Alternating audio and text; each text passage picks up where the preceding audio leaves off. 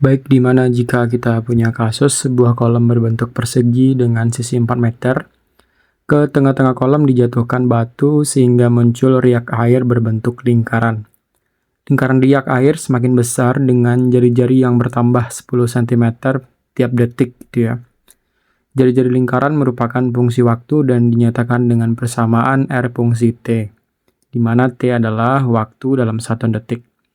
Maka di sini kita ingin mencari berapa nilai dari fungsi R fungsi T gitu ya. Nah, pertama kita tahu bahwa jari-jari ini bertambah 10 cm tiap detik. Artinya dari sini sebenarnya kita bisa tahu berapa fungsi pertambahan jari-jari gitu ya tiap detiknya. Nah, misalkan kita punya pada saat waktu 1 sekon gitu ya, maka dia bertambah 10 cm. Dan ketika 2 sekon maka menjadi 20 cm.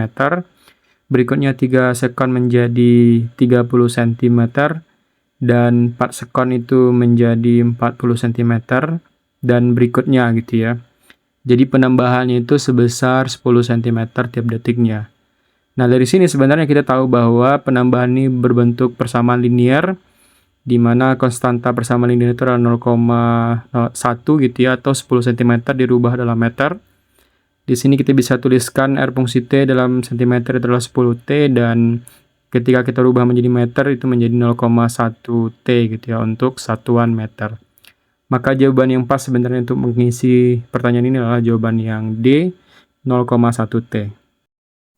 Kita move ke pertanyaan berikutnya, di mana soal yang sama tapi di sini kita ingin mencari riak air yang akan menyentuh dinding kolam setelah T detik gitu ya. Jadi persamaan pertambahan jari-jari riak gitu ya itu sama dengan soal sebelumnya, dan di sini kita ingin mencari riak yang akan menyentuh dinding. Kita bisa ilustrasikan bahwa kolam itu berbentuk sebuah persegi di mana sisinya 4 meter. Jadi kita bisa gambarkan sebuah persegi di sini, dan di tengah itu disebutkan bahwa dijatuhkan sebuah batu. Maka di sini kita bisa tahu bahwa sisi dari persegi ini adalah 4 meter. Selanjutnya kita bisa tahu antara jarak di tengah batu dengan di ujung itu adalah 2 meter, seperti itu. Sehingga dari ilustrasi ini sebenarnya kita akan membantu kita dalam menjawab soal yang ada di nomor 2 ini. Pertama kita bisa tahu bahwa kita akan mencari RT itu sampai 2 meter gitu ya. Artinya kita ingin mencari waktunya, dan RT-nya 0,1 T.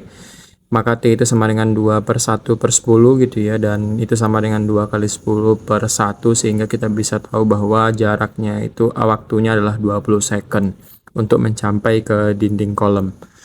Berikutnya kita ingin cari di mana soal yang sama, tetapi kita ingin mencari jika luas lingkaran riak dinyatakan dalam persamaan L fungsi T, di mana kita ingin mencari berapa L fungsi T tersebut gitu ya. Dari soal berikut, sebelumnya kita tahu bahwa R fungsi T atau jari-jari dalam fungsi waktu itu 0,1 T, artinya penambahan setiap waktunya itu 0,1 meter gitu ya, atau 10 cm. Dimana kita tahu bahwa luas dari sebuah lingkaran itu kita bisa tuliskan rumusnya adalah pi kali R kuadrat, dan di sini kita bisa tuliskan luas dalam fungsi waktu itu kita substitusikan nilai dari R fungsi waktu 0,1 T dikuadratkan. Maka dari hasil perkalian ini kita bisa peroleh nilainya adalah V dikali dengan 0,1 T, artinya 10 pangkat min 1 dikuadratkan 10 pangkat min 2 kali T kuadrat gitu ya, atau 0,01 T kuadrat. Sehingga kita kalikan V ke dalam, maka kita peroleh 0,01 V dikali T kuadrat. Maka jawaban yang pas untuk inilah jawaban yang E. Dan kita move ke pertanyaan berikutnya, di mana kita ingin mencari pada saat T itu 10 cm gitu ya, maka luas daerah yang berada di luar lingkaran riak itu berapa.